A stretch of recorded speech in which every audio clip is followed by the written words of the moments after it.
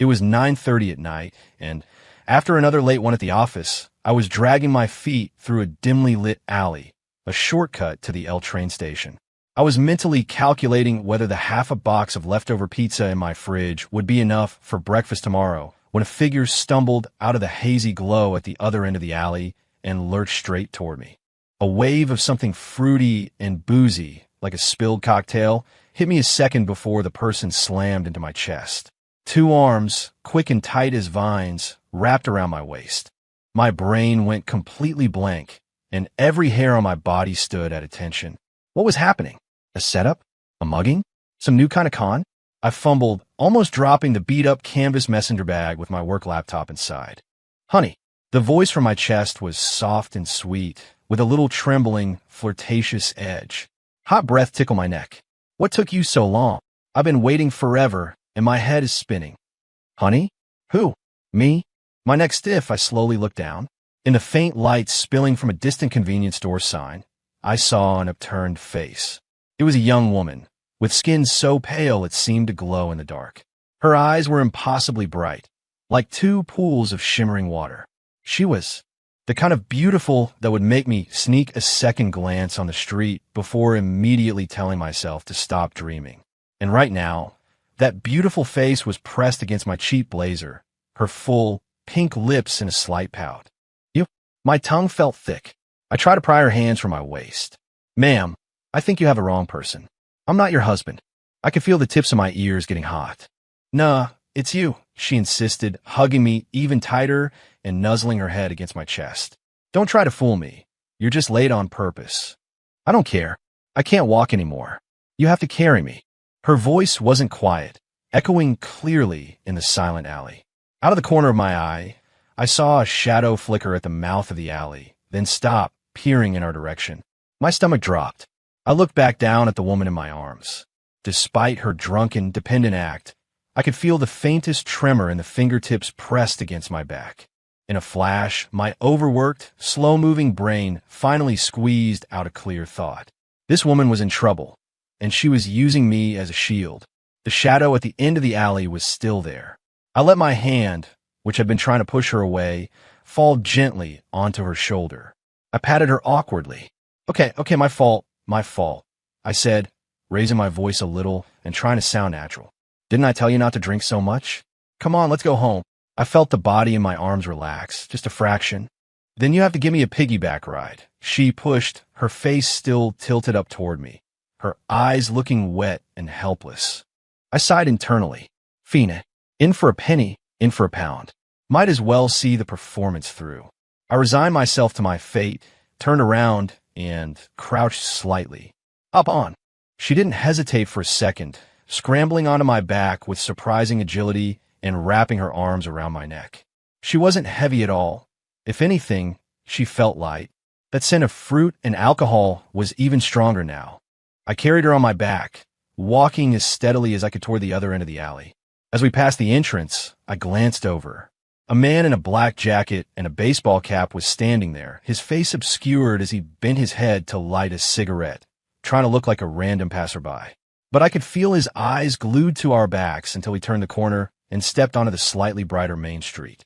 The woman on my back stayed completely silent, as if she'd really fallen asleep. Only the soft puff of her breath against my ear told me she was awake. After about 200 yards, I was starting to get winded and stopped to catch my breath. I think we lost him, I said, turning my head to the side. She immediately let go of my neck and slid gracefully off my back, landing on her feet by the curb. The drunk, clingy, helpless girl from the alley was gone in an instant. She smoothed out her messy hair and straightened her dress, her face completely blank, almost too calm. Thanks, she said. Her voice was clear and cool, a world away from a few minutes ago. No problem, I said, pulling in my wrinkled blazer. I looked at her. Are you okay? Do you need me to call the police? Or get you an Uber home? No need. Her reply was swift. She pulled her phone out of a small purse, tapped the screen a few times, and then held it out to me. A QR code was displayed. Add me. Thanks for the help tonight. I'll buy you dinner sometime to repay you. It wasn't a suggestion. It was a statement, delivered with a kind of crisp, non-negotiable finality. I blinked, then instinctively pulled out my own phone and scanned the code. A friend request was sent. Her profile picture was a simple cartoon moon. Her username was a single word. Claire?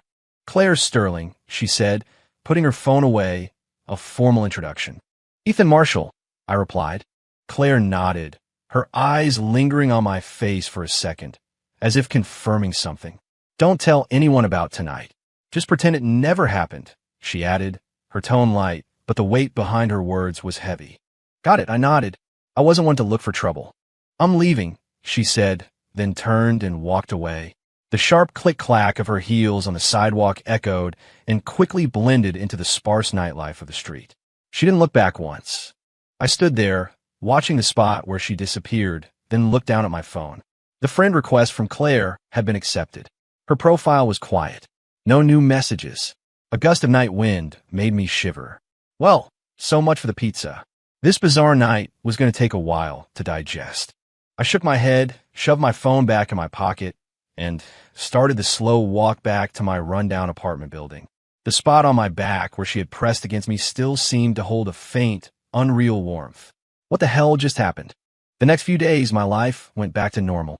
Go to work, deal with an endless stream of trivial tasks, get criticized by my boss, eat mediocre takeout with my colleagues, go home, and face an empty apartment. That contact named Claire lay dormant in my phone. Not a single message exchanged. It was almost like the encounter in the alley was a hallucination brought on by too many late nights at the office. Until Friday evening. I had just poured hot water into a bowl of instant ramen and was about to settle in with some YouTube videos for dinner when my phone buzzed. Claire, tomorrow, 7 p.m. The Gilded Truffle, 5th floor of the Grandview Galleria. I'm buying you dinner. Short and to the point. She didn't ask if I was free, didn't look for my approval. Just set a time and a place. I stared at the message for a solid 10 seconds, my finger hovering over the screen. To go or not to go? There didn't seem to be a reason not to. It was a thank you dinner. Declining would make me look petty or like I had something to hide. Besides, the Grandview Galleria wasn't far from my place and the Gilded Truffle. I'd heard it was expensive. I'd never been. I slurped a mouthful of noodles and typed back, okay. She replied instantly, "K." And that was it. Suddenly, my instant ramen tasted a little bland. The next evening at 6:50, I was standing outside the Gilded Truffle on the 5th floor of the mall. I changed into a plaid shirt that looked slightly newer than my others and had even tried to tame my hair with some water. The restaurant was stylishly decorated, with soft lighting and a faint, earthy scent of mushrooms in the air. I felt a little out of my element. A hostess in a sleek black dress smiled at me. "Good evening, sir. How many in your party? Do you have a reservation?" I'm meeting someone, last name Sterling." "Ethan." Claire's voice came from the side. I turned. She was wearing a pale green dress that made her skin look even whiter, her long hair loosely pinned up, showing off her slender neck.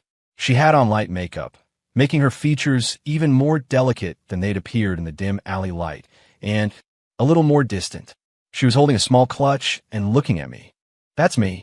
You're here," I said, walking over. "Just got here," Claire said, nodding to the hostess. "A table for two, reservation under Sterling." "Right this way, Ms.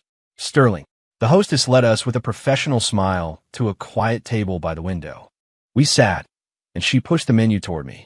"You order. See what you like." I took the menu and glanced at the prices, wincing internally. One dish of pan-seared scallops cost as much as 3 of my work lunches. I'm good with anything. "You should order. You know this place better." Claire didn't push it. She took the menu back and expertly listed off a few dishes to the waiter. Truffle risotto, wild mushroom gnocchi, and 2 of their signature artisanal mushroom teas. Her tone was calm, but it held the easy confidence of a regular. The atmosphere was a bit quiet while we waited for the food. I took a sip of water, trying to figure out how to start a conversation. We couldn't just sit here in silence. "About that night," I began. "Thank you for that night." Claire cut in smoothly, her tone matter of fact. "I was in a bit of a tight spot. It's complicated. You reacted quickly. Happy to help." I managed a smile. "But you were pretty bold, too. What if I hadn't been a good guy?" Claire looked up at me, her clear eyes unreadable. "I'm a decent judge of character. You don't look like a bad guy." She paused, then added, "Besides, at the time, I didn't have any better options." That was brutally honest. I was left with nothing to say. The food arrived quickly.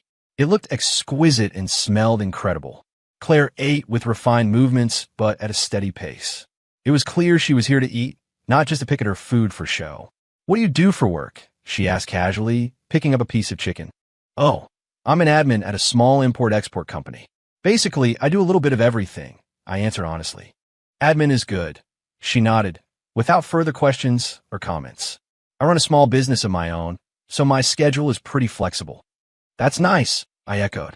I got the feeling she didn't want to talk much about herself, so I wisely didn't press.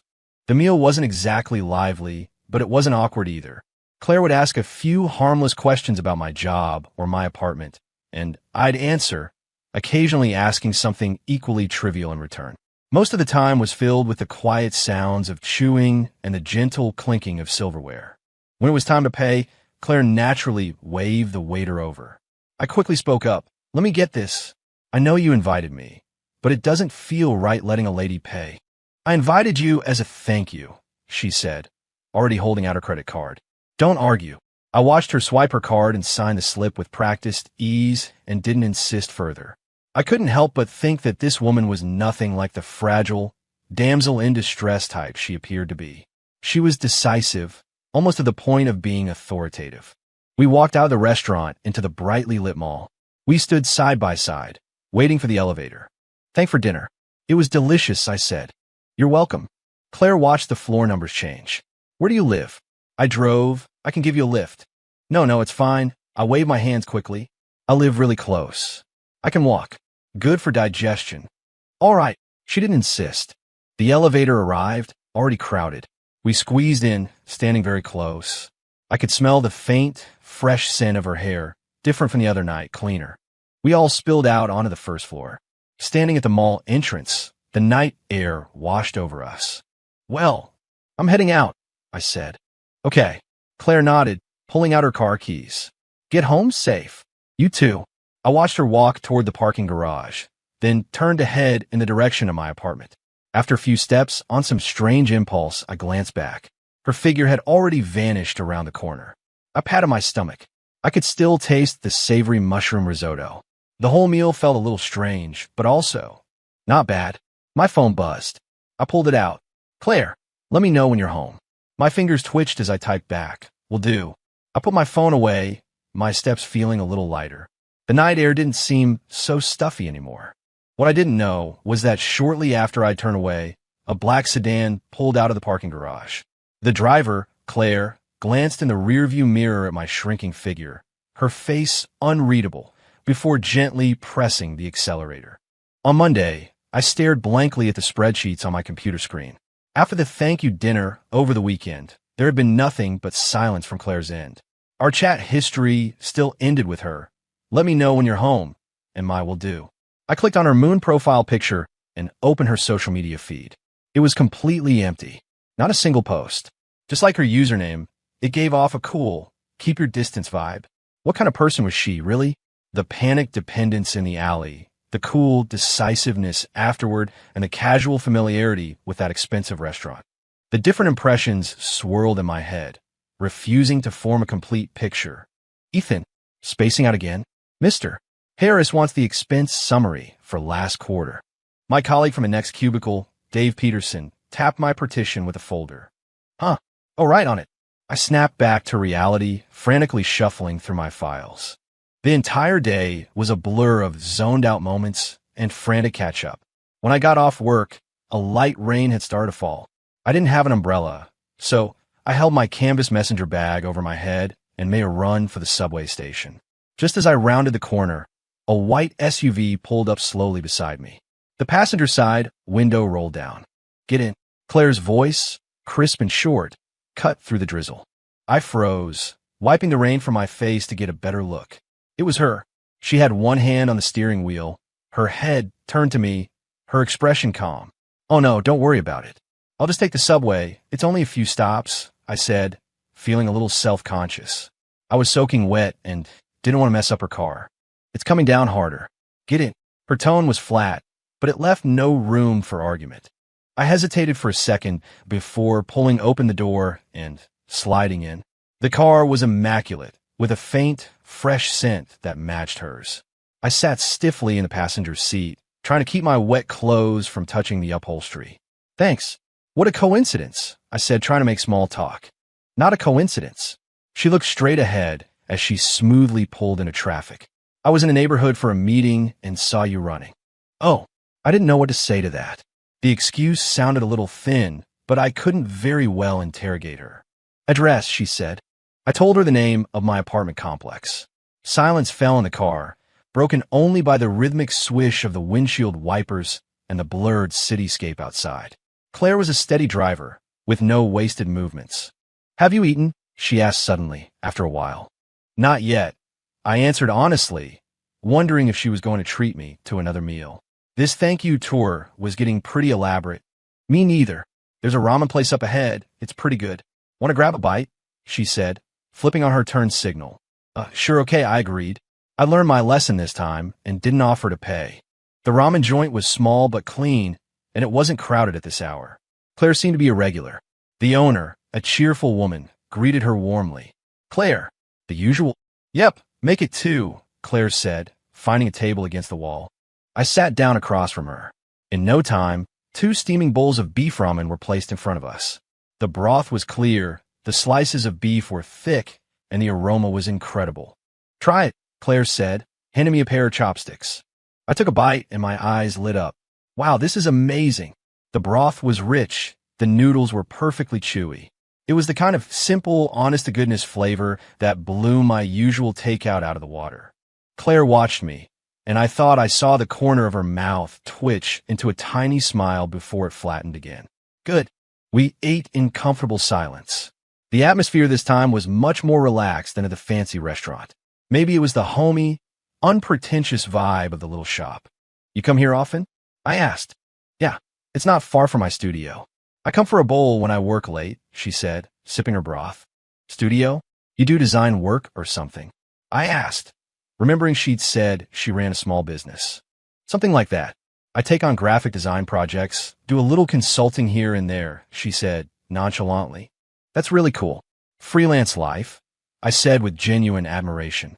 I envied that kind of control over your own schedule. It pays the bills, she said, putting down her chopsticks and wiping her mouth with a napkin. It's flexible, but the income isn't stable.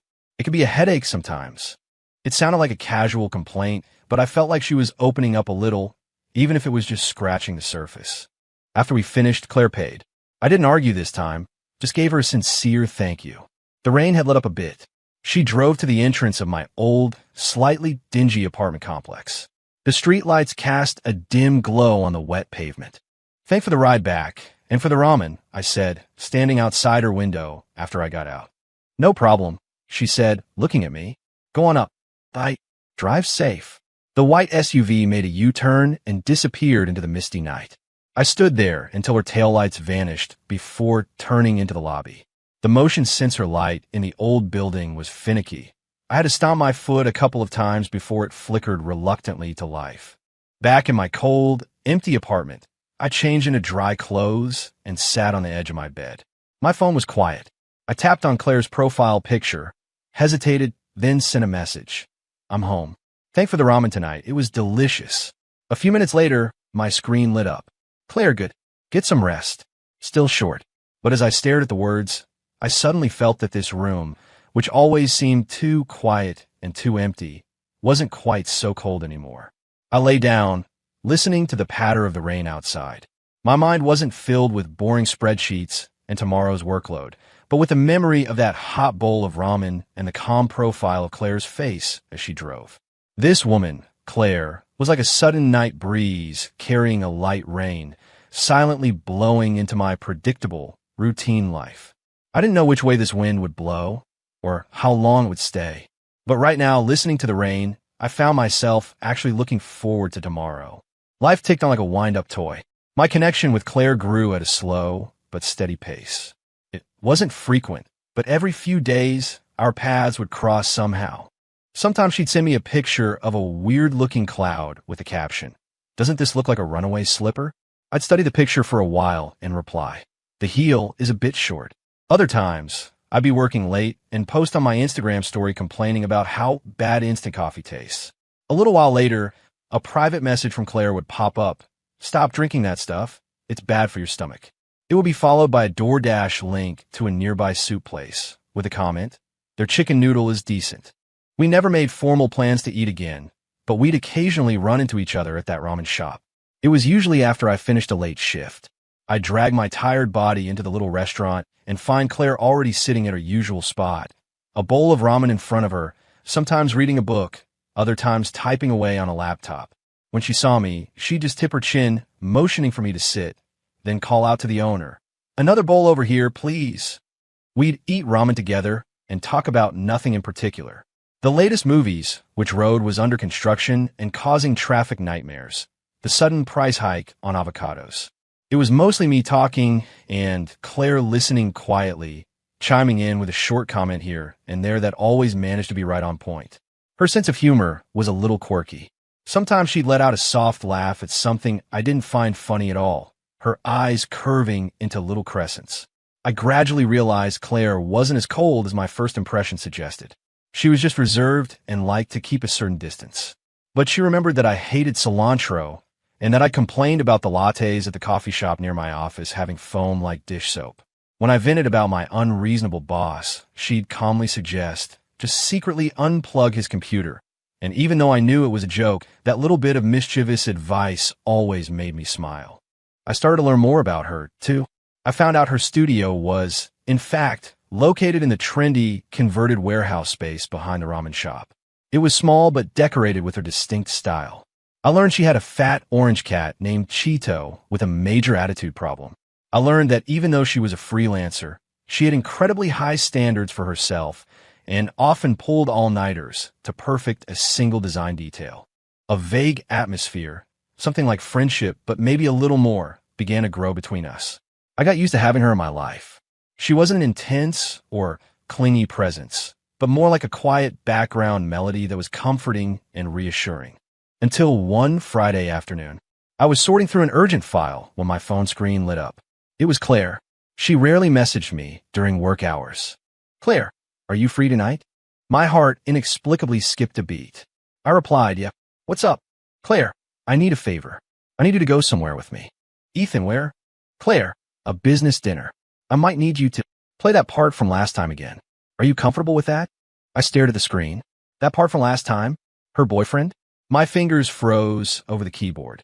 Before I could reply, another message came through. "Claire, it's okay if you're not. I get it.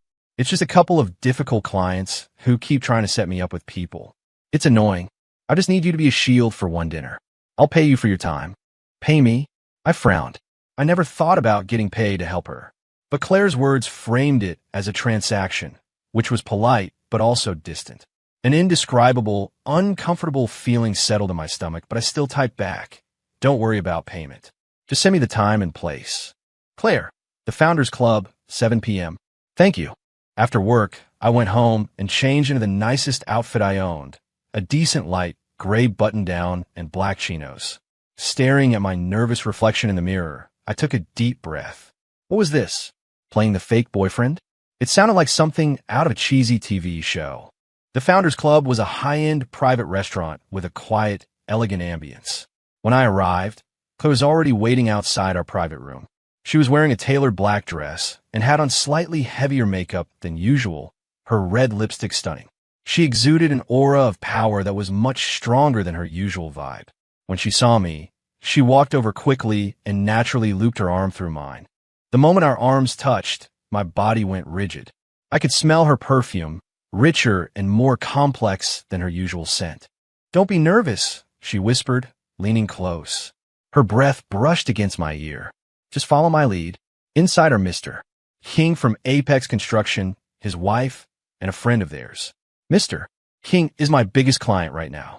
He's a nice guy, but a little too enthusiastic. His wife has been trying to set me up with her nephew.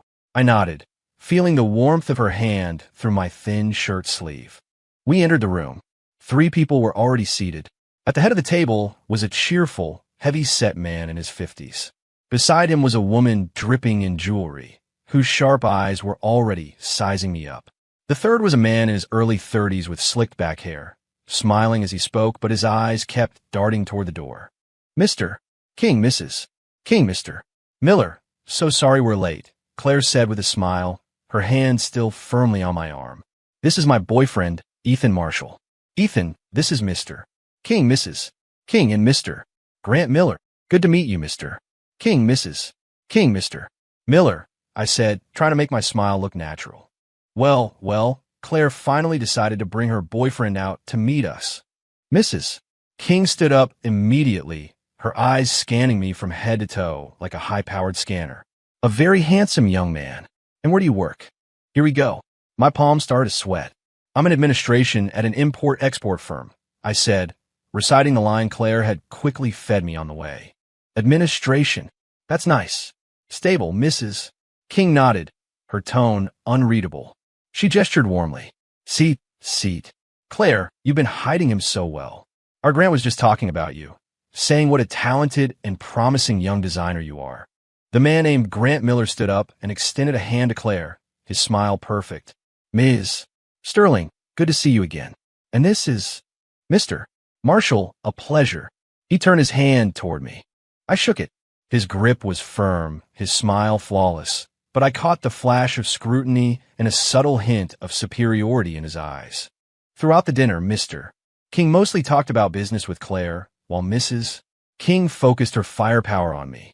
She asked about my family, my parents' jobs, my income, my 5-year plan.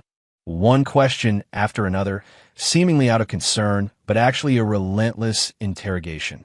I struggled to keep up, only managing to stay afloat, because Claire would skillfully intercept the conversation or use the serving chopsticks to put food on my plate, murmuring, "Here, this is your favorite, have some more." Grant didn't say much, occasionally chiming in with a well-timed joke or an insightful comment that made him seem very charming.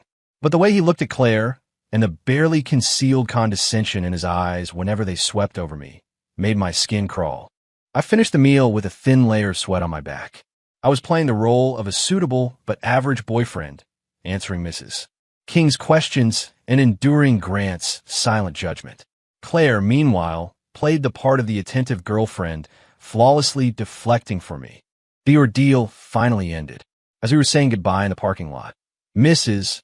King pulled Claire aside, her hand on hers, and said meaningfully, "Claire, dear, choosing a partner is a decision for a lifetime.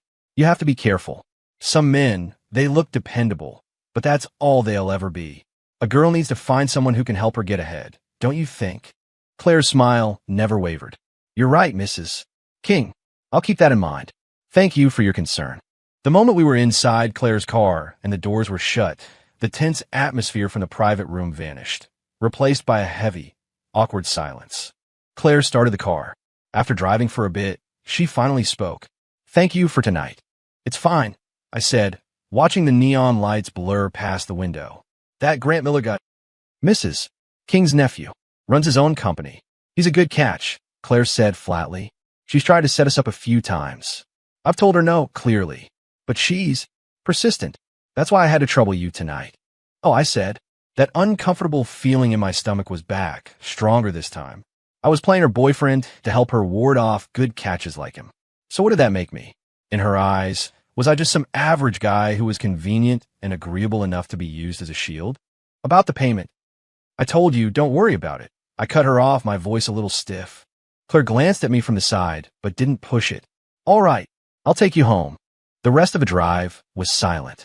When we reached my apartment complex, I unbuckled my seatbelt. "Claire," I said, stopping her. "Yeah, this kind of favor.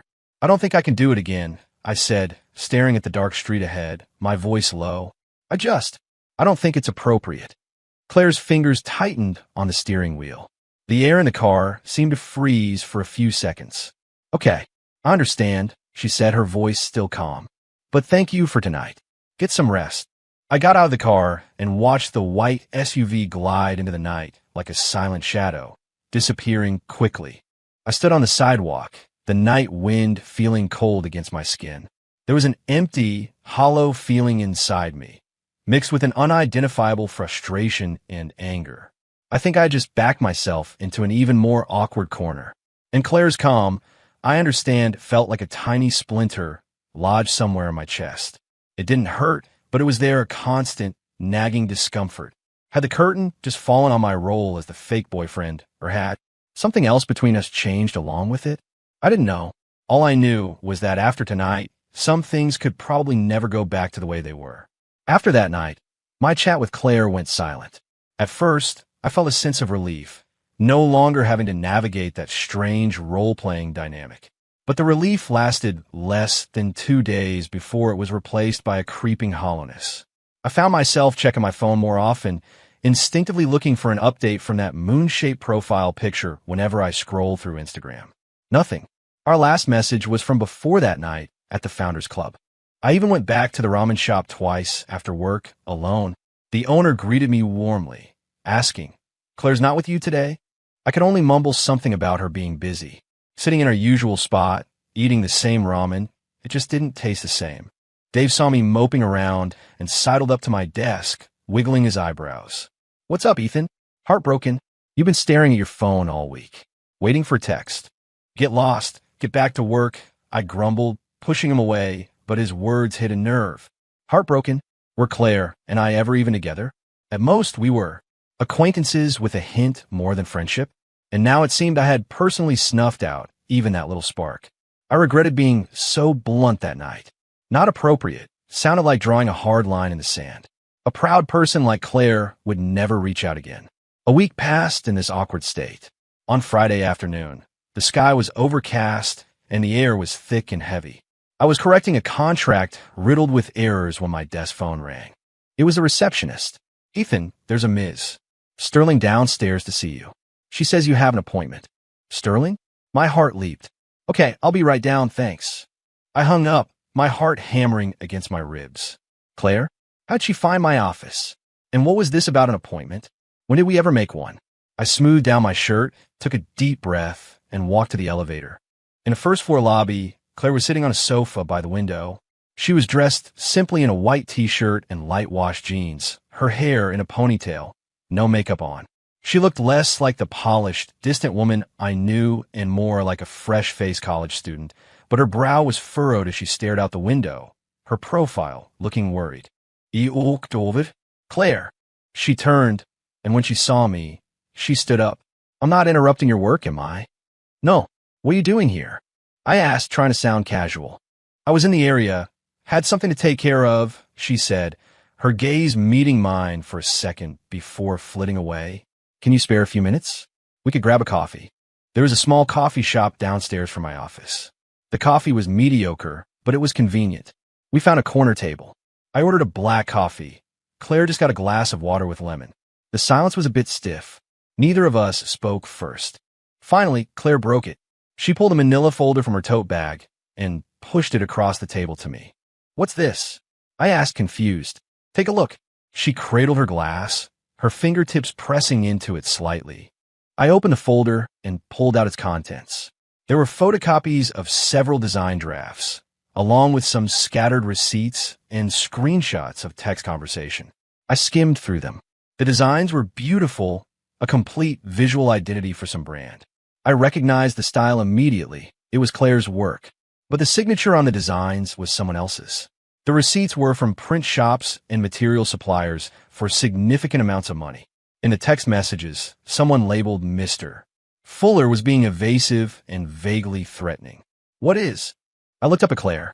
She bit her lip, a small, nervous habit of hers.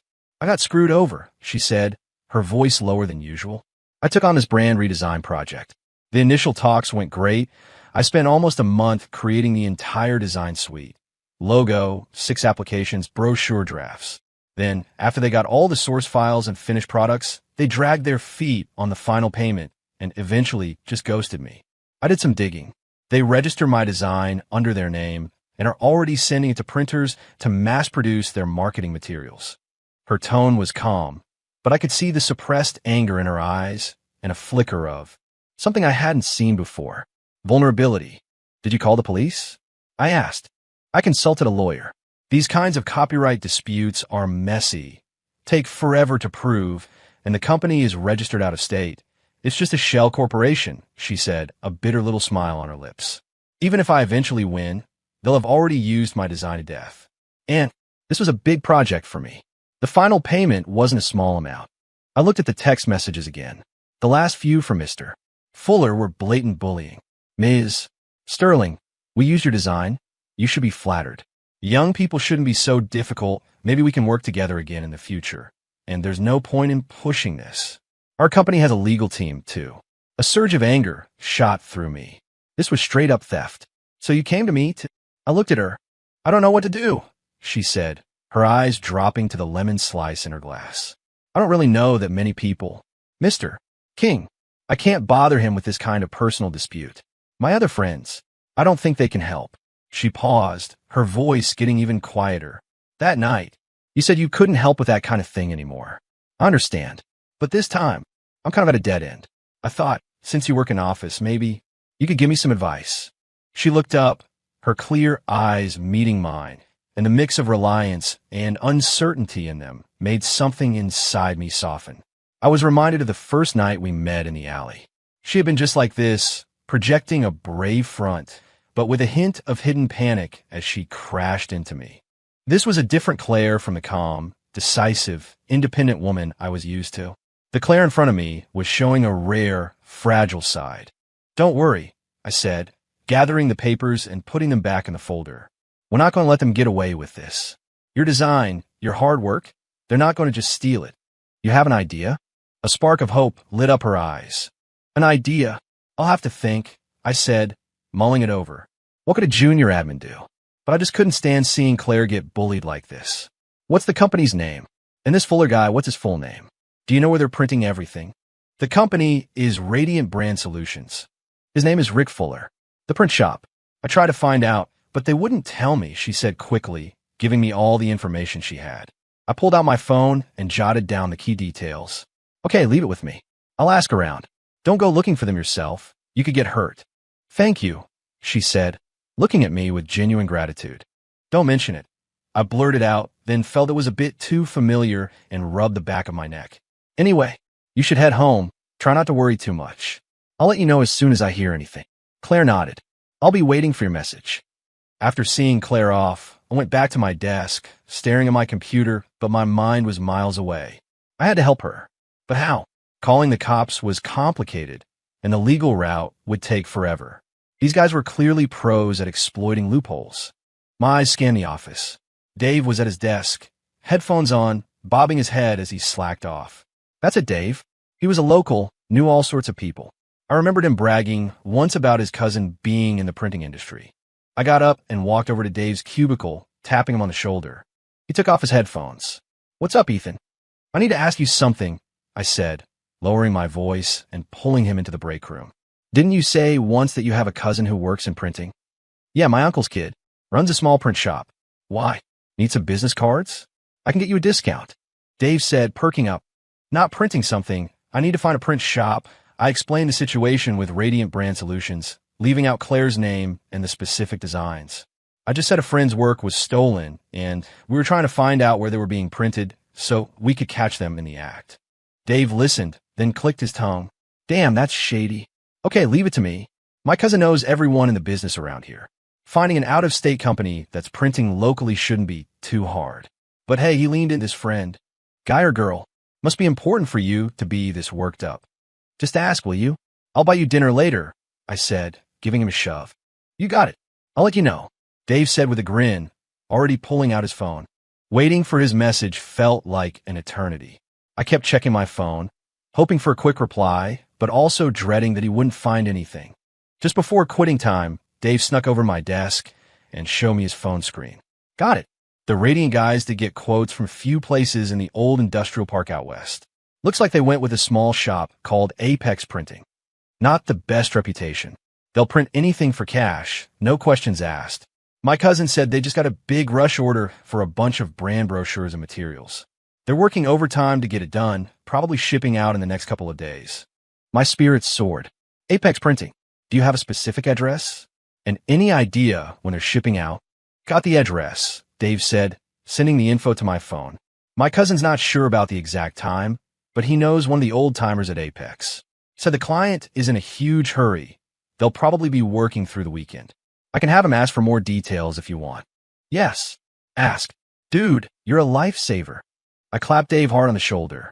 No problem. But Ethan, you're not really going there by yourself, are you? It's a factory. You don't know anyone. What if things get ugly? Dave looked worried. I know what I'm doing, I said. I had made up my mind. I had to at least go check it out, get some hard evidence that they were using Claire's designs. I immediately sent Claire a text. Got a lead. Are you free tomorrow? Saturday? I might need you to come with me to confirm something. She replied almost instantly. I'm free. Anytime. Seeing those words, a sense of resolve settled over me. No matter what, I had to help her get justice. It wasn't just because of her rare moment of vulnerability anymore. It was because I just couldn't stand by and do nothing when she was in trouble. Saturday morning, just as the sky was beginning to lighten, I was woken by my phone vibrating. It was Claire. I'm outside your building. Her voice was clear and crisp over the phone. All traces of yesterday's vulnerability gone. I shot out of bed, splashed some water on my face, threw on some clothes, and rushed downstairs. Her white SUV was parked quietly by the curb. Claire was leaning against the driver's side door, holding 2 coffees and a paper bag of bagels. She had changed into a dark, practical sweatsuit, her hair tied back neatly. Her face was bare, but her eyes held a sharp, focused intensity. Eat something, she said, handing me the breakfast. Thanks. I took it, still a bit groggy. So early? I thought we were just going to scope it out. Better to go early. Fewer people, less chance of being noticed, she said, pulling open the car door. Get in. We'll talk on the way. We headed toward the old industrial park on the west side of the city. On the way, I filled her in on everything I had learned from Dave. Apex Printing. I know that area. It's pretty remote, Claire said with a frown. Are they really printing my stuff there? My colleague's cousin is reliable, I said, munching on a bagel. We need to find a way to get inside, or at least get a picture of them moving boxes with your design on them.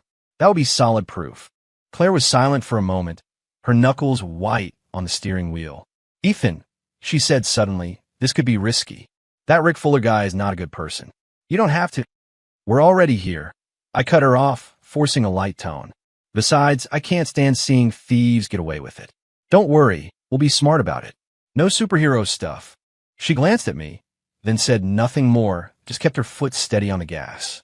Apex Printing was hidden deep within a cluster of dilapidated warehouses, without even a proper sign out front, just the faded name of the factory spray-painted in red on the wall. On a Saturday morning, the area was desolate and quiet, but we could hear the faint hum of machinery coming from inside the building. We parked behind a derelict auto repair shop a good distance away and approached on foot. The surrounding wall wasn't high, but the main iron gate was shut tight. Through a crack, we could see a yard cluttered with cardboard boxes and raw materials, with a small cargo van parked in a corner. What now? Climb the wall, Claire whispered. Wait, someone's coming out, I said, pulling her behind a pile of old tires.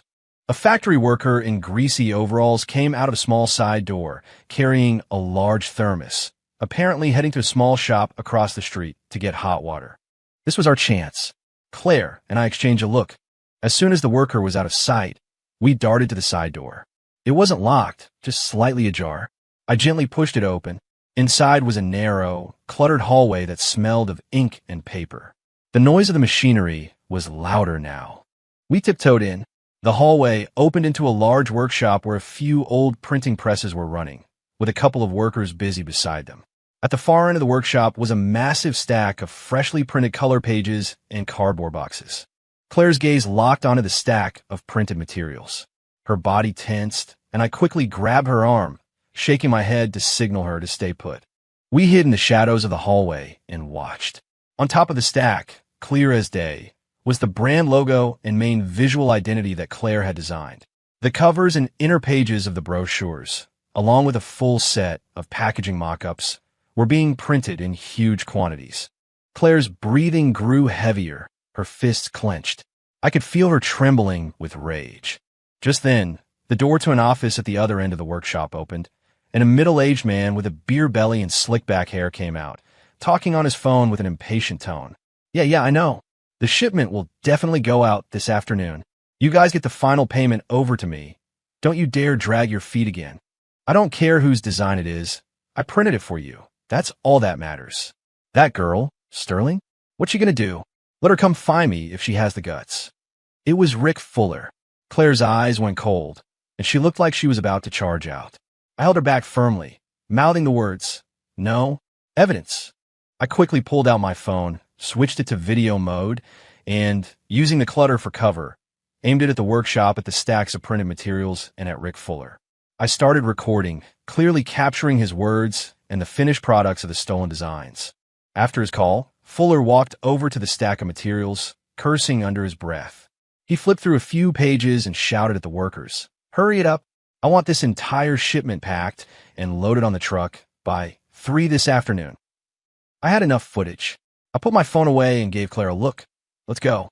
We were just about to sneak back out when we heard the sound of the old worker humming his way back down the hallway. He was about to walk right into us.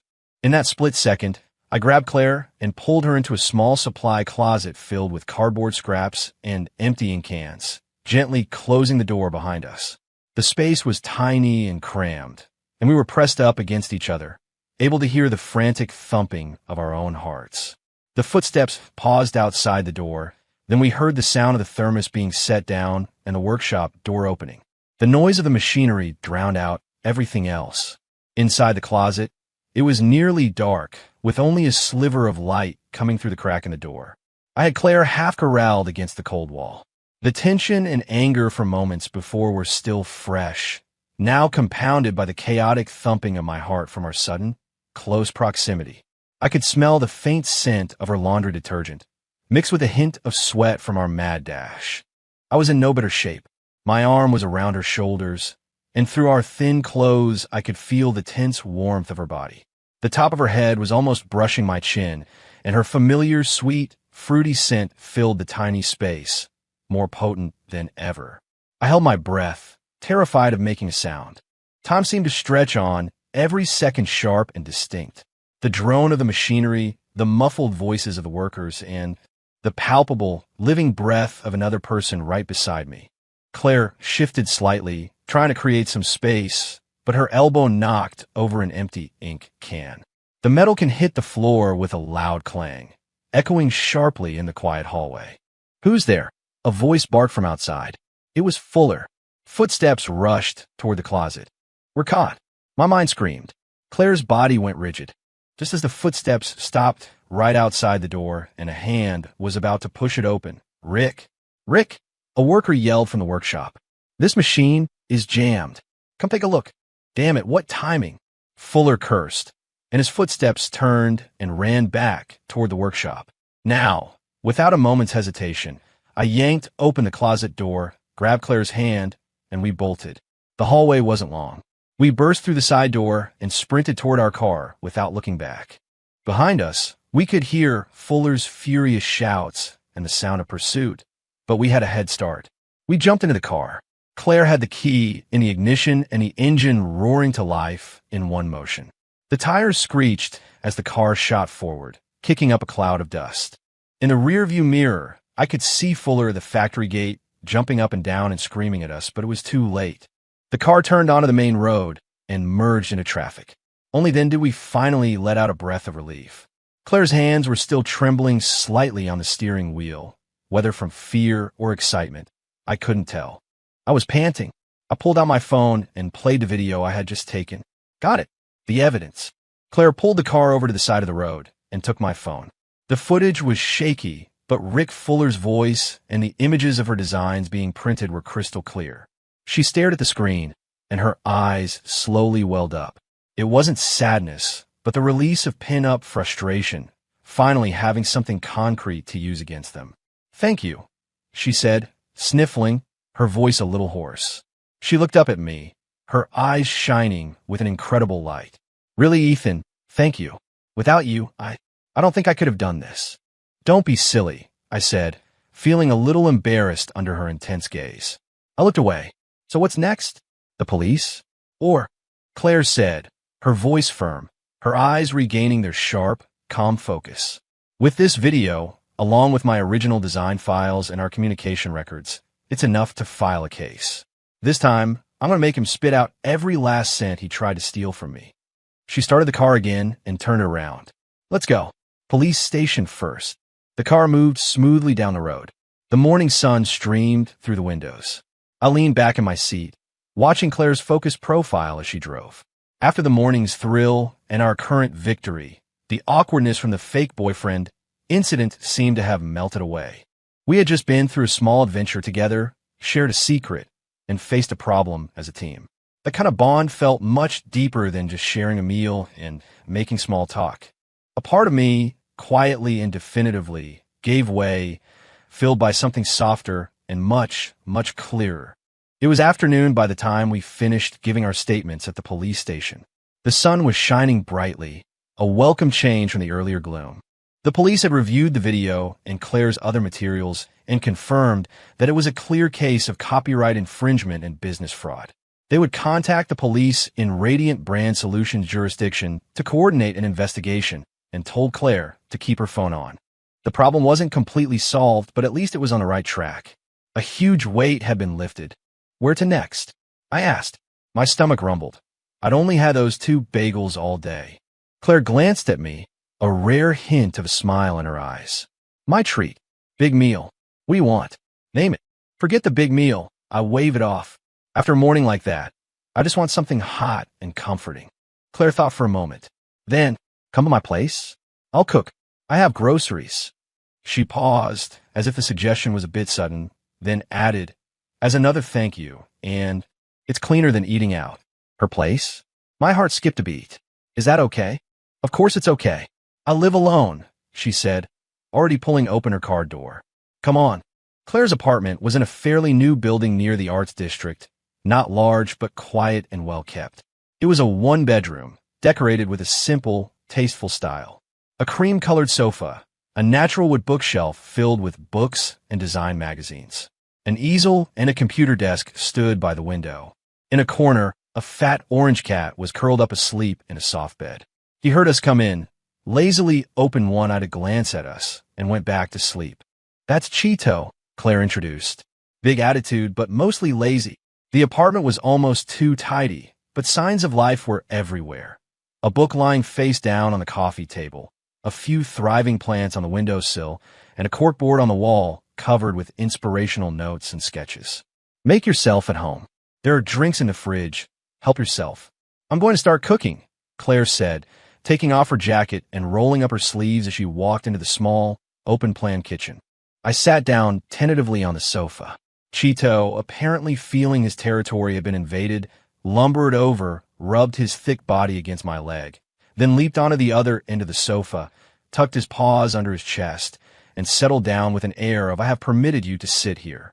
From the kitchen came the crisp sounds of washing and chopping vegetables, and the low hum of the exhaust fan.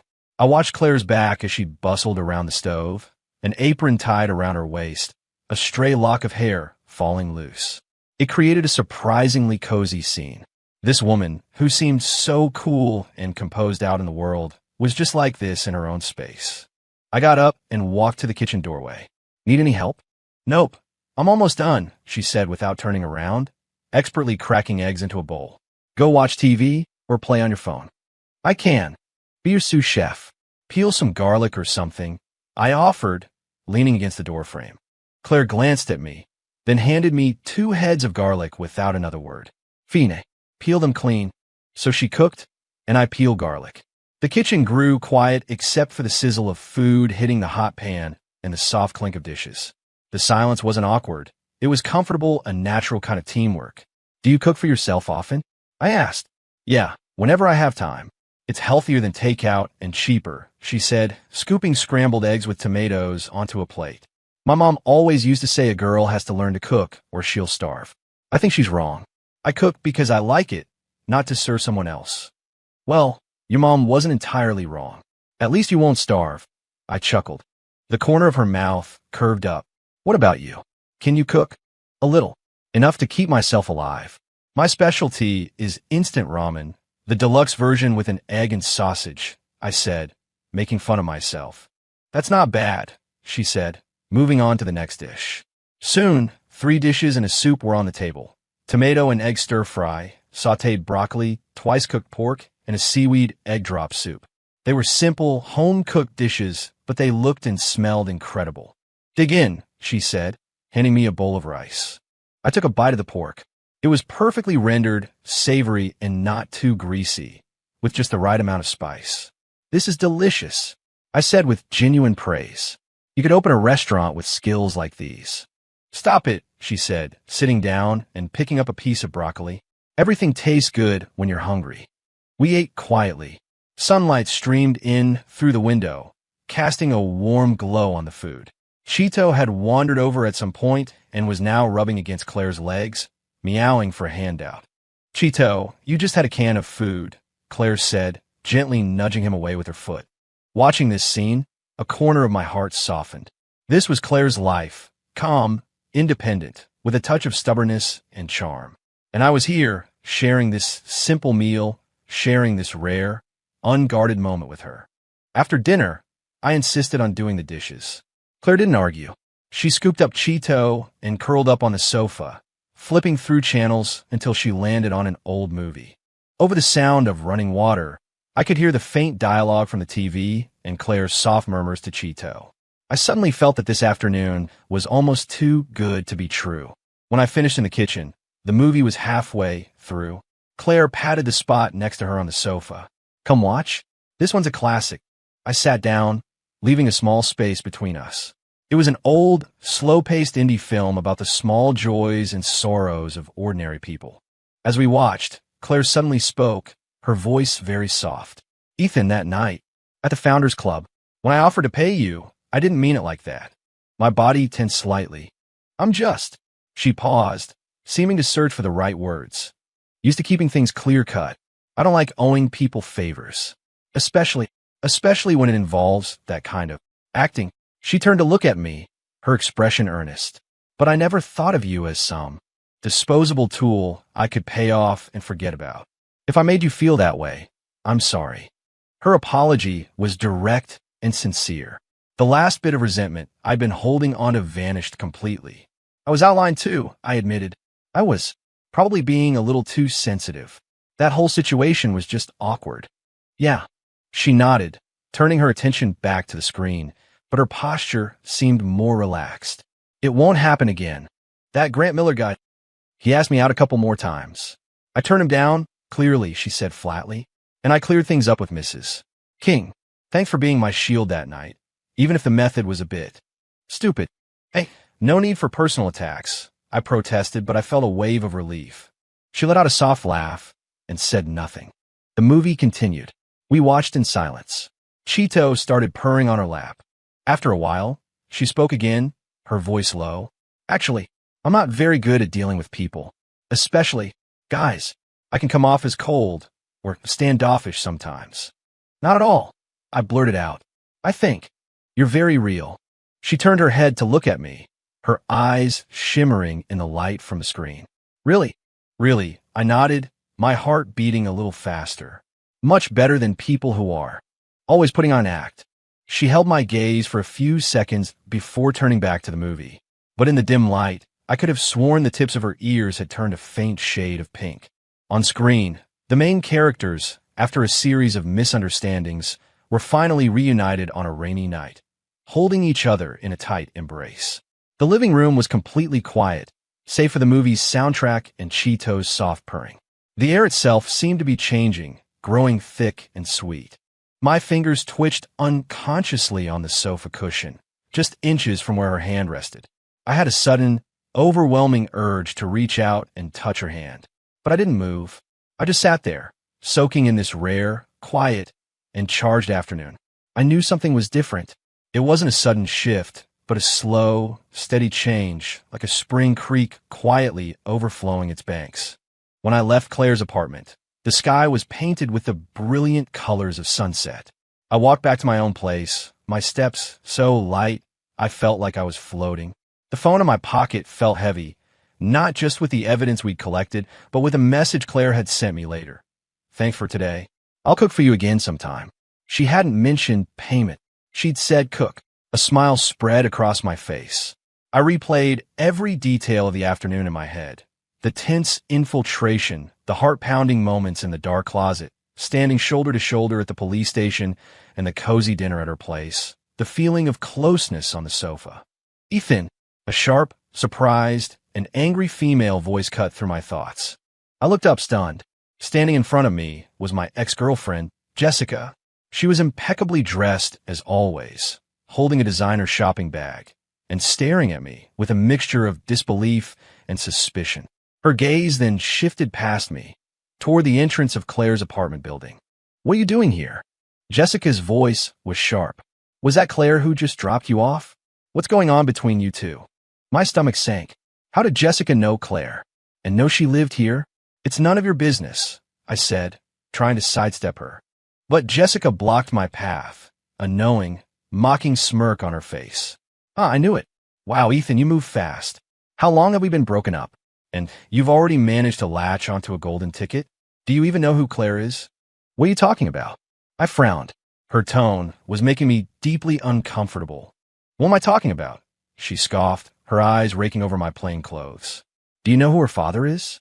Arthur Sterling, of Sterling Enterprises, one of the biggest names in this city. She's a bona fide heiress. And you? A low-level admin at some no-name company, living in a crappy apartment. Do you even make enough in a month to buy her a handbag?" The words hit me like a physical blow.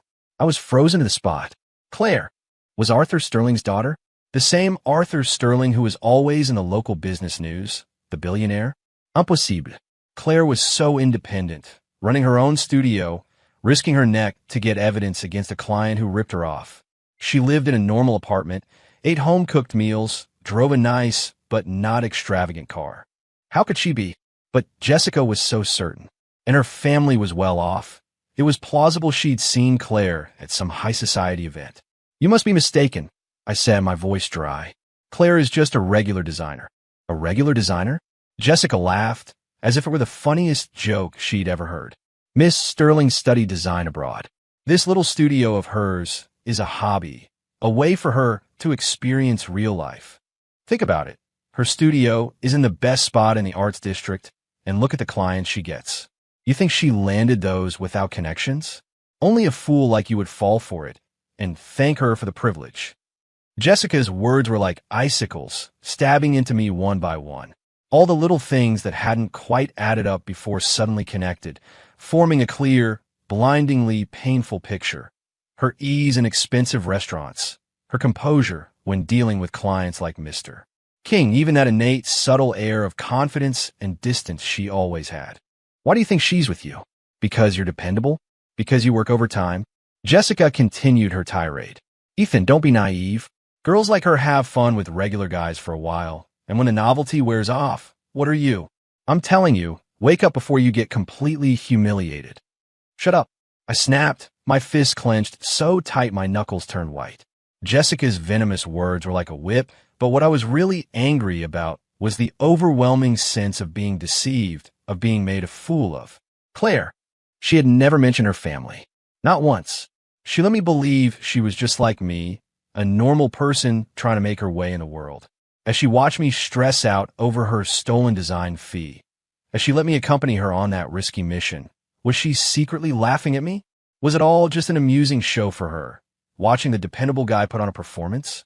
A toxic mix of shame, anger, and profound disappointment washed over me. Jessica, seeing the color drain from my face, knew she had hit her mark. She huffed, turned on her heel, and strutted away. I stood there, the warm glow of the sunset doing nothing to warm the sudden chill in my bones. I pulled out my phone and opened my chat with Claire. The moon icon was quiet. I wanted to confront her, to call her right then, and ask if she was really Arthur Sterling's daughter, and why she had lied to me. But my finger hovered over the screen, unable to press the call button. What good would it do? So what if she confirmed it? Wasn't Jessica right? We were from two different worlds. Her hiding her background. Maybe she didn't want to pressure me. Maybe she thought it wasn't important, or maybe it really was just a game to her. I thought back to the afternoon in her apartment, the warmth and intimacy that had felt so real, and now it all seemed like a cruel joke. I slowly put my phone away and began the heavy trudge back to my own, genuinely crappy apartment. Each step felt like walking on cotton, my legs filled with lead. My phone vibrated in my pocket. I took it out. "Claire, did you get home safe?" Half an hour ago, that message would have made my heart sore. Now it just felt like a splinter in my eye. I stared at the screen for a long time. In the end, I didn't reply. I silenced my phone and shoved it back in my pocket. The night grew darker. The streetlights flickered on, stretching my shadow long and lonely behind me. So that night breeze, the one that brought a light rain, hadn't just brought a refreshing coolness and a spark of excitement. It had also brought the cold, hard reality of a gap between us that I could never cross. All my recent hopes and budding feelings suddenly seemed absurd. I was like a clown who had stumbled onto a grand stage, engrossed in my own heartfelt performance, while the real audience was probably watching with a mixture of pity and amusement. It was time for the show to end, before I became a complete laughingstock. For the next few days, I turned myself into a workaholic. I volunteered for every task, stayed later than anyone else, using the crushing workload to fill every minute and leave no room for thought. I stopped looking at my phone. The moon icon never lit up with a notification, and Claire never sent another message. It was as if our brief adventure in that cozy afternoon had never happened. Dave knew something was wrong. Dude, what's with you? You look like you've seen a ghost. That thing from last week. Did it not work out?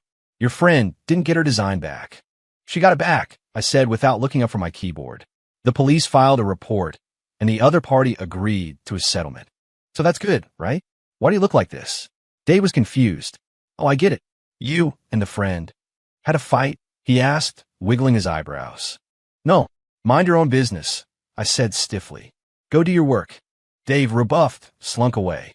I stared at the wall of text on my screen, but my eyes weren't focused.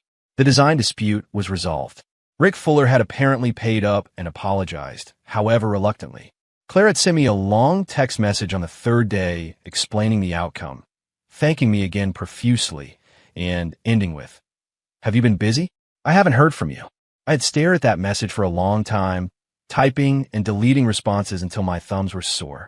In the end, I sent nothing. I didn't know what to say. Confront her? Why did I have? Pretend nothing happened? I couldn't do that. So I chose this, letting silence and distance erase our mistaken intersection. I thought this would be enough to cool things down, to return to the simple, if boring life I had before I met her. Until Friday evening. I finished up my work and dragged my exhausted body out of the office building. The early autumn wind had a chill to it that made me shiver.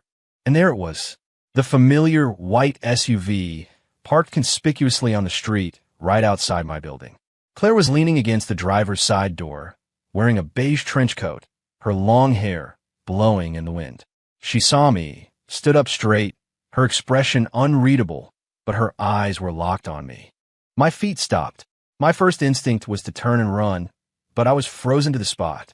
The evening crowd of commuters bustled around us, many of them casting curious glances our way.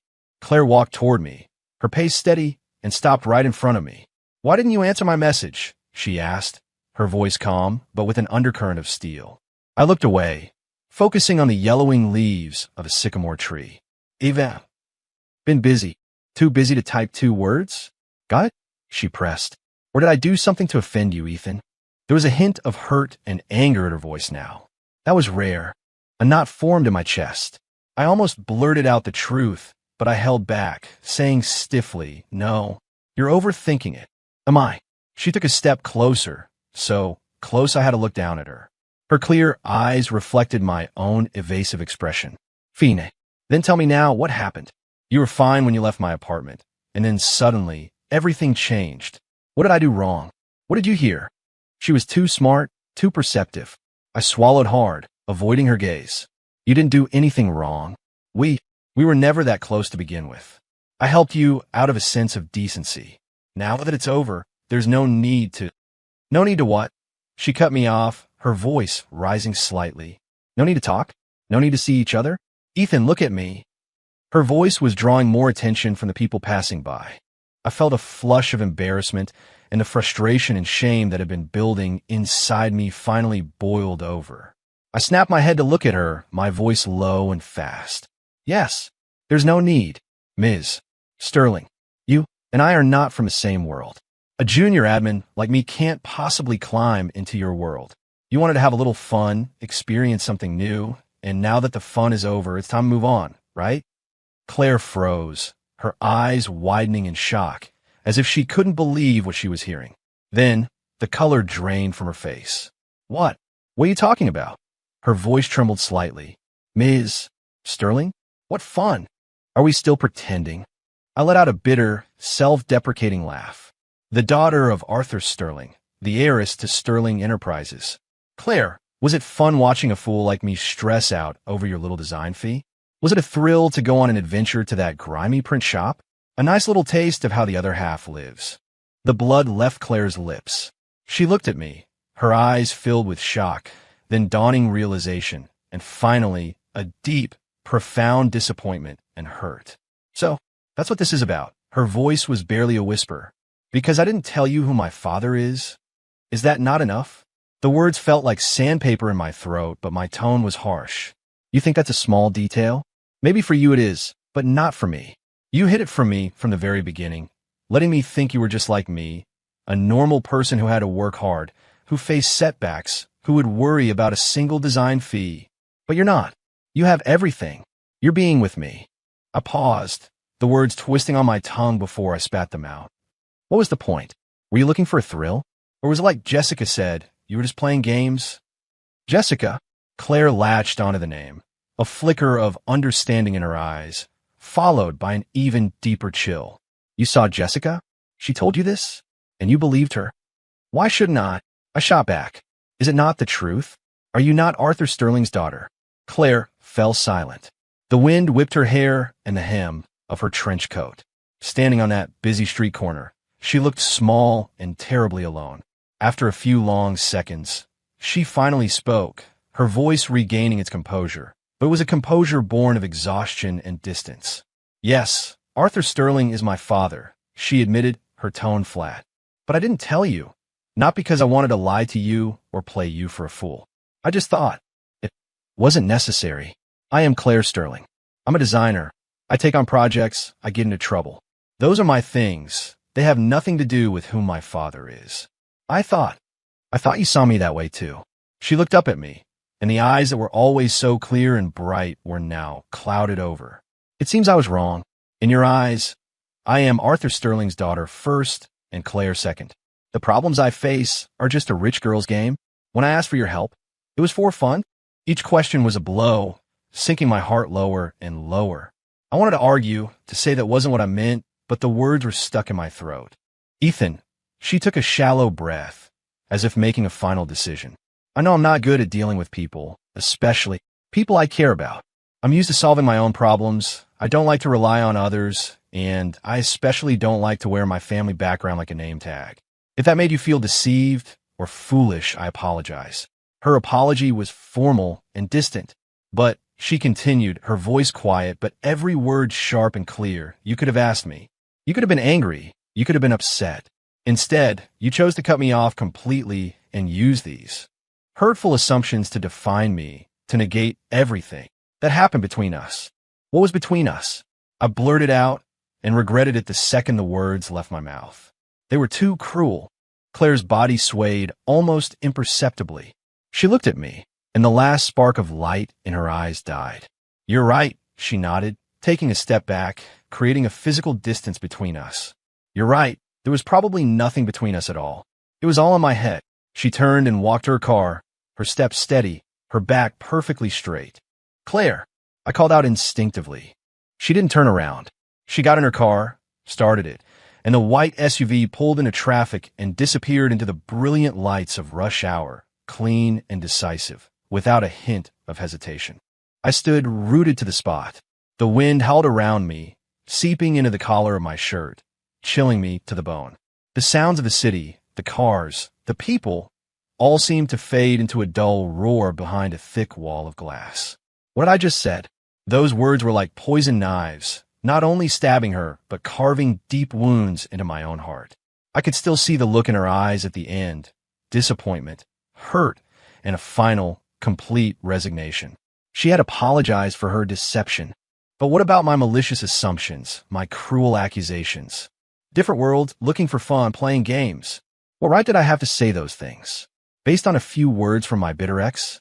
Based on my own pathetic pride and insecurity? I remembered her trembling fingers in the alley, her easy smile at the ramen shop.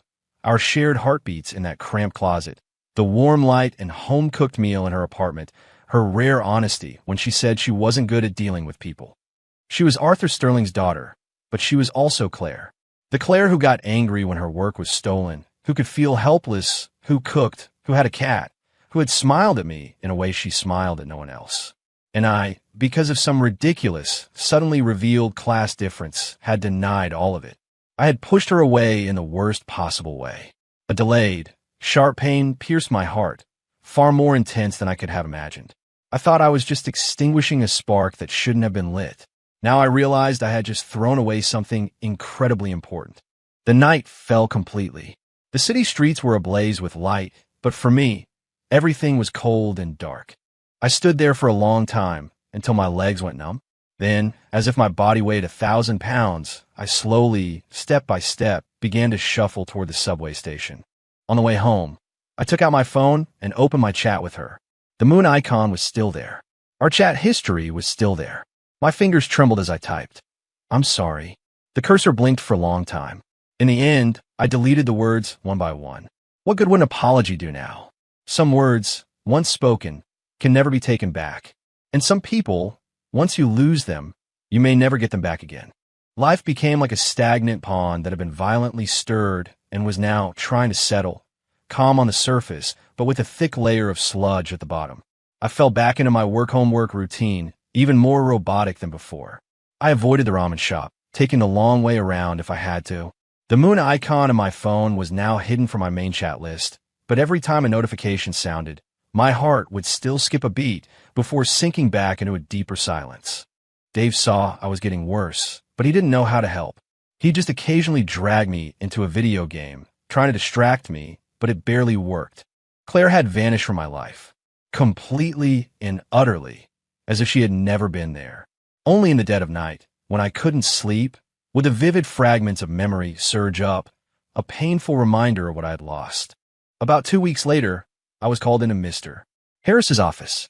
"Ethan, have a seat," my boss said, unusually friendly, even pouring me a cup of tea. "I want to discuss something with you." I was instantly on guard, but kept my face respectful. "Yes, Mr. Harris. So, our company has been wanting to expand into the high-end corporate gift market, but we've been lacking a strong design partner. Our image just isn't there, Mr. Harris said, rubbing his hands together. "I've been pulling a lot of strings, and I finally got it in with Starlight Design Studio. You've heard of their principal designer, right? Claire Sterling? Young, brilliant, a rising star in the industry." The name Claire Sterling was like a fist closing around my heart. I couldn't breathe. "Ms. Sterling has agreed to come to our office next Wednesday for a preliminary meeting with our marketing and planning departments to discuss a potential partnership," Mr. Harris continued, oblivious to my turmoil. "This is a huge opportunity. If we can secure a long-term contract with Starlight Studio, it will be a massive boost for our brand." He then turned his focus to me. "Ethan, you're detail-oriented and have good communication skills. I've decided to put you in charge of hosting Ms. Sterling and coordinating all follow-up communications. I need you to handle this perfectly, make a great impression." "Understood." My head was spinning. Me? In charge of hosting Claire? Was this a coincidence, or... "Mr. Harris, I instinctively tried to refuse. I wasn't ready to face her again, especially not in a professional capacity. It would be too awkward, too torturous. "What? Is there a problem?" Mr. Harris frowned. "This is a major assignment. Other people would kill for this opportunity. Ethan, I know your performance has been a bit shaky lately, but if you handle this well, it will be a great step for your career. Don't be difficult." He had backed me into a corner. I had no choice. I forced myself to nod. "Yes, Mr. Harris. I'll do my best." I walked out his office, my palms slick with cold sweat. Next Wednesday. 5 days. For the next few days, I threw myself into preparations, drafting meeting agendas, checking conference room equipment, ordering refreshments, double-checking the materials Claire Studio had sent over. I filled every second with tedious details to numb my nerves. But I couldn't stop thinking, did Claire know I was the one handling this? How would she react? With cold indifference? Would she ignore me? Or would she be strictly professional? Time, unfortunately, did not slow down for my anxiety. Wednesday arrived all too soon. At 10 in the morning, Claire arrived, right on time. She wasn't alone. A sharp, competent-looking young woman, her assistant, was with her.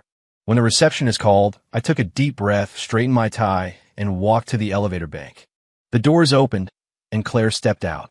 She was wearing a perfectly tailored charcoal gray suit, her hair pulled back in an elegant twist, showcasing her graceful neckline. Her makeup was flawless and professional.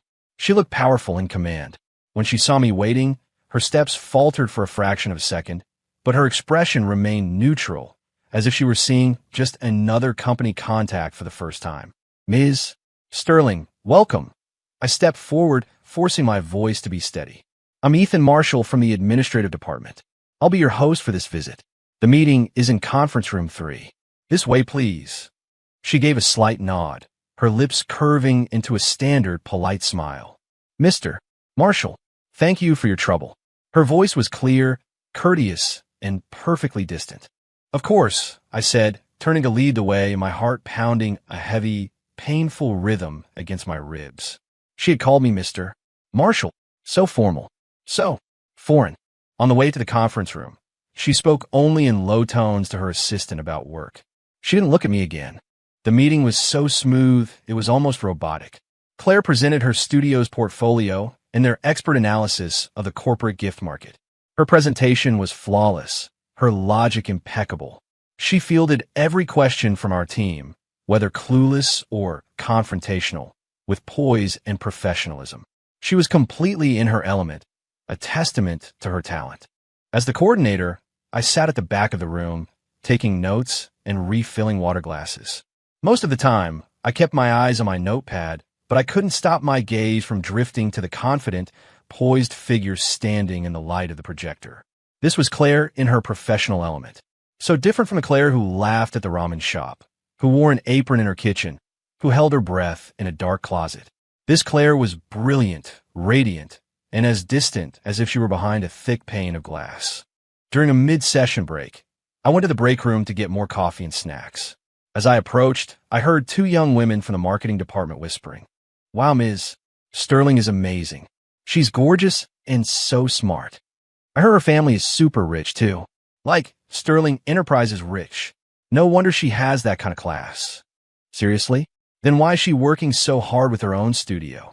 That's called following your passion. It's not like us, who have to work to live. True, but she's seriously good. I wonder if she has a boyfriend. Someone that perfect. Get real. A woman like that, her standards must be sky high. She'd never go for anyone in a company like ours. It'd have to be some other heir. Their giggles grated on my ears. I stood frozen in the doorway, holding an empty tray, unable to move. Their words were like tiny needles, pricking in my already raw nerves. I was about to turn and leave when I heard the crisp, clear sound of heels clicking on the floor behind me. The whispering stopped instantly.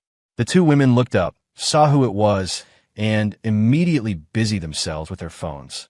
Claire walked in, her expression unchanged, as if she hadn't heard a thing.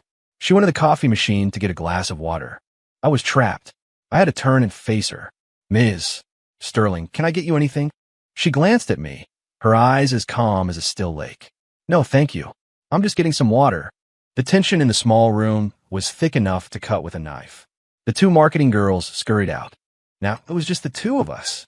The air seemed to thin. The only sounds were the hum of the coffee machine and the trickle of water into her glass. After she filled her glass, she didn't leave. She turned, holding the glass, and faced me directly. This time, her gaze didn't waver. It was still calm, but I felt an immense pressure behind it. "Mr. Marshall," she began, her voice low but every word distinct. "Regarding the partnership between our studio and your company, there are a few details I'd like to confirm with you privately. Is now a good time?" Her tone was all business, but I knew this wasn't about business. The moment I had been dreading was here. I nodded. "Of course. Please go ahead, Ms. Sterling." I gently closed the break room door, shutting out the muted buzz of the office. In the small space, the air was thick with the scent of coffee and old tea bags.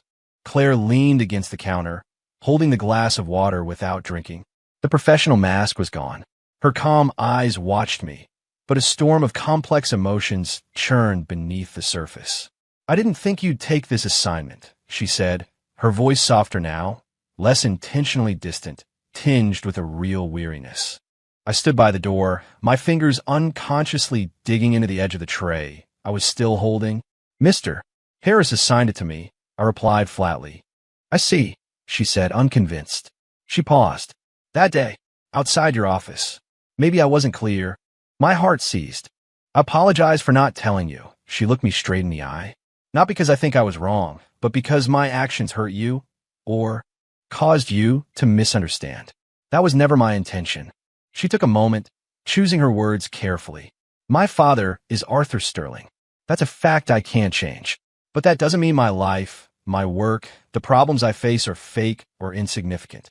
I started my studio from scratch, without a dime of family money. Landing clients, getting ripped off, pulling all-nighters. Those things were real. And when I asked for your help, it was because I genuinely needed it, and because I trusted you." Her words landed like steady, heavy drum beats on my conscience. "I didn't tell you about my family because I didn't want to deceive you or play games. It's just, in my experience, as soon as people find out who my father is, they change. They either try to flatter me for their own gain, or, like you said, they assume everything I do is just a hobby, that I'm just playing. I hate that."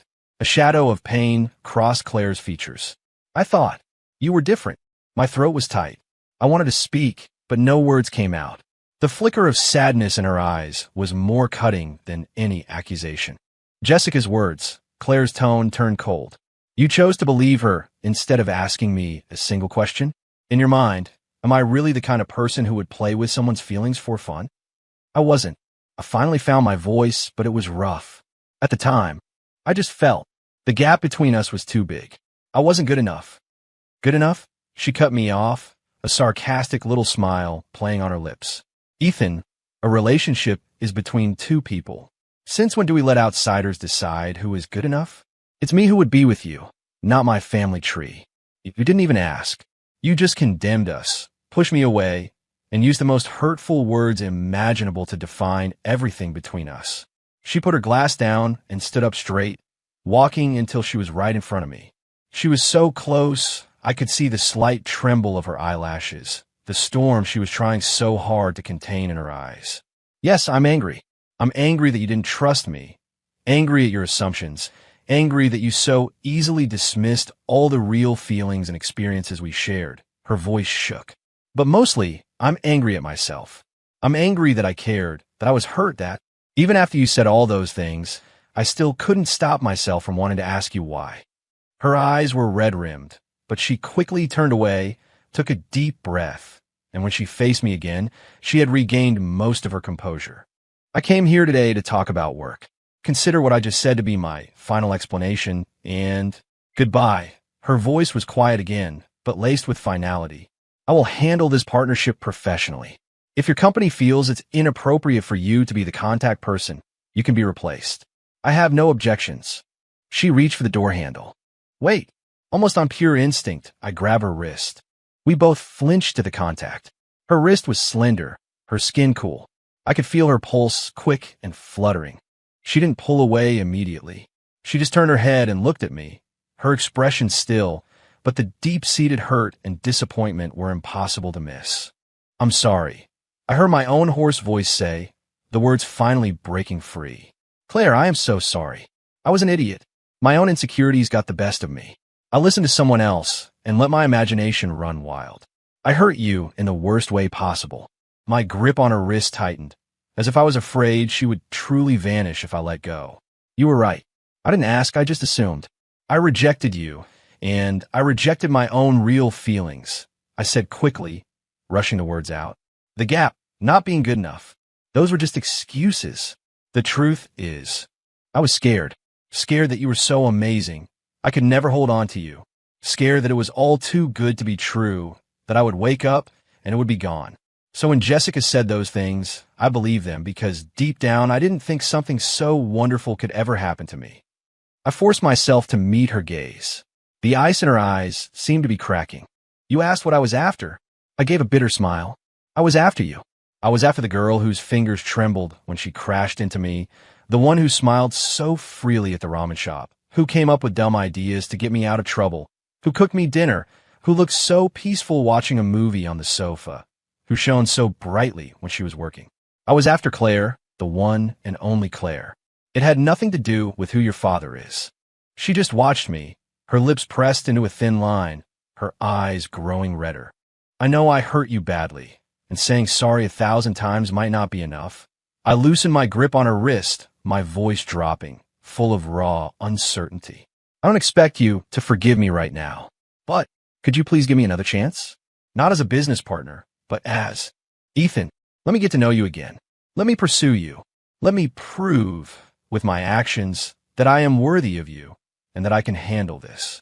The break room was silent except for our breathing. Sunlight filtered through the blinds, casting stripes of light and shadow across us. Claire looked down at her wrist where my hand had been. After a long moment, she spoke, her voice muffled.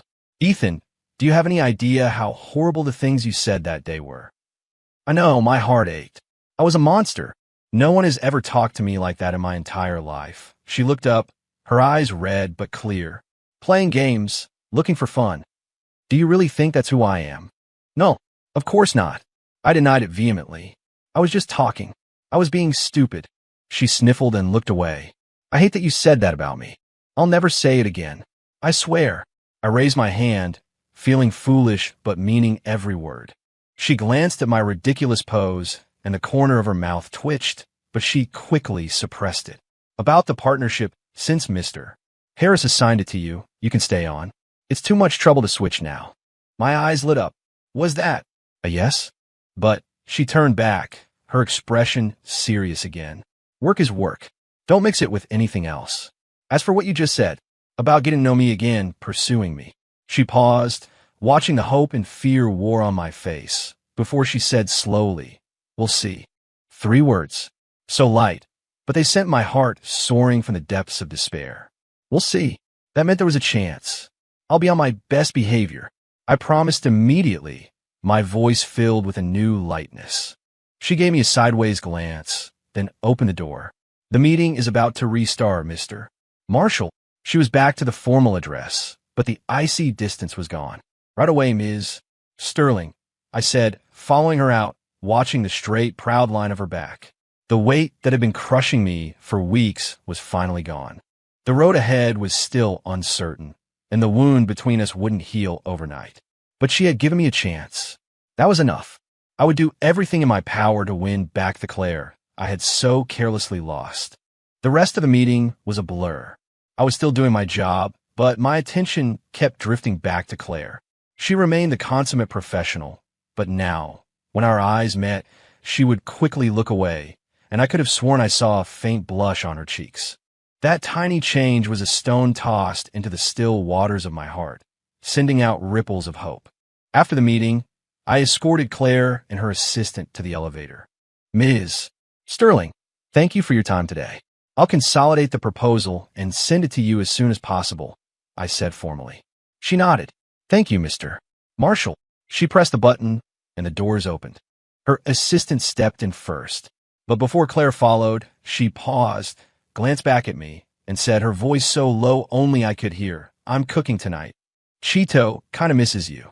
Then, before I could react, she hurried into the elevator.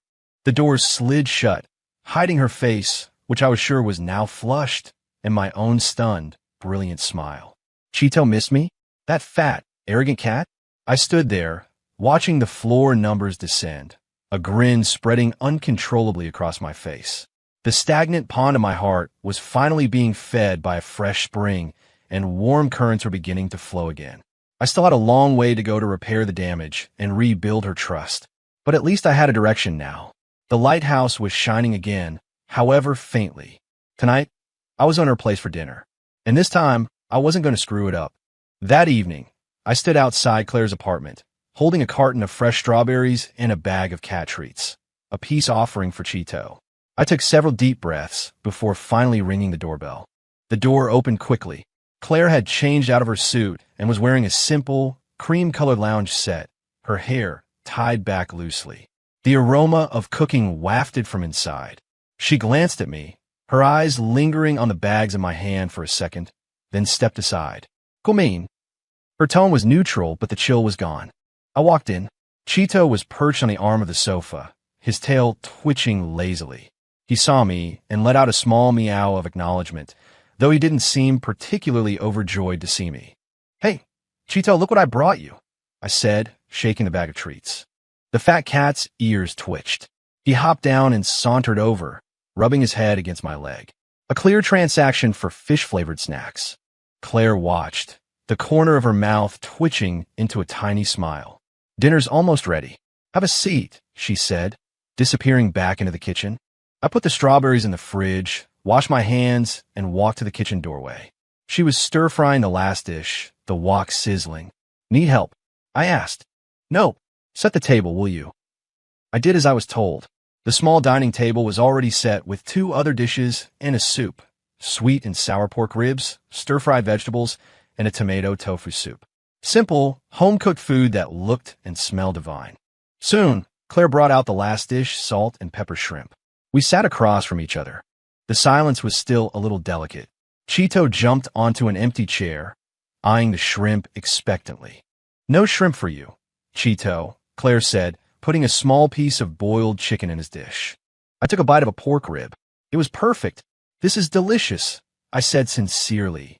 She just grunted in acknowledgement and continued eating. "So, today's meeting went well." I tried again. "Mr. Harris and the team were really impressed with your proposal." "Good to hear," she said, expertly peeling a shrimp.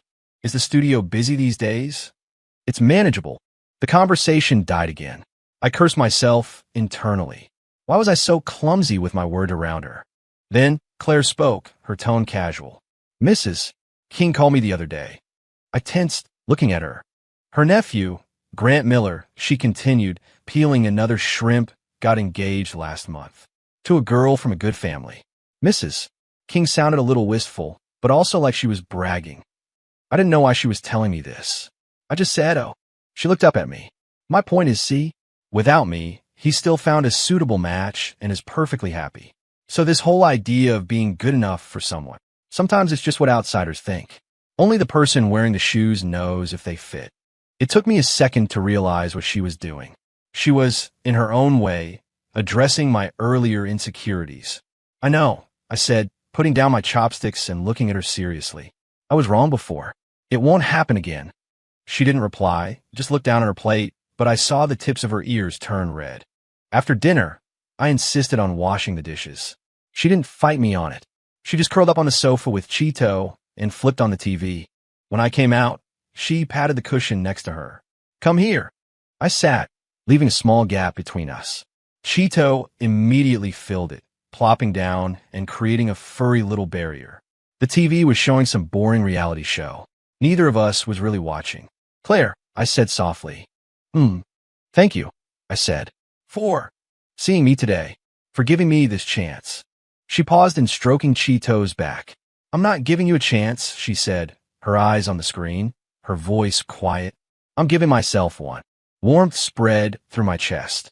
I gathered my courage, and my hand slowly, tentatively, reached over Cheeto's chubby body and covered hers where it rested on the sofa. Her hand flinched slightly, but she didn't pull away. Her fingers were cool and slender. I gently closed my hand around hers. Cheeto let out an annoyed meow, but we ignored him. "I promise, I'll prove it to you," I said, looking at the soft curve of her profile. She turned her head, and her eyes met mine. Her clear gaze reflected the flickering lights of the TV and my own earnest face. "Okay," she whispered, and her fingers intertwined with mine. The warmth from her hand traveled up my arm and straight to my heart, chasing away the last of the shadows and insecurities. Outside, the night was soft, the city lights beginning to glow. Inside, the lingering aroma of dinner hung in the air, a fat cat purred between us, and our hands were locked together. There was no dramatic confession, no grand promises, just a simple, shared touch and a quiet word of acceptance. But I knew something lost had been found, and this was a path we could now walk together. From that first, mistaken encounter in a dark alley, through all the misunderstandings, the secrets, the hurt, and the moments of warmth and connection. Finally, we had pushed through the fog and seen each other clearly and found the courage to try again. There might be more storms ahead, but the feeling of her hand in mine gave me the strength to face whatever was to come.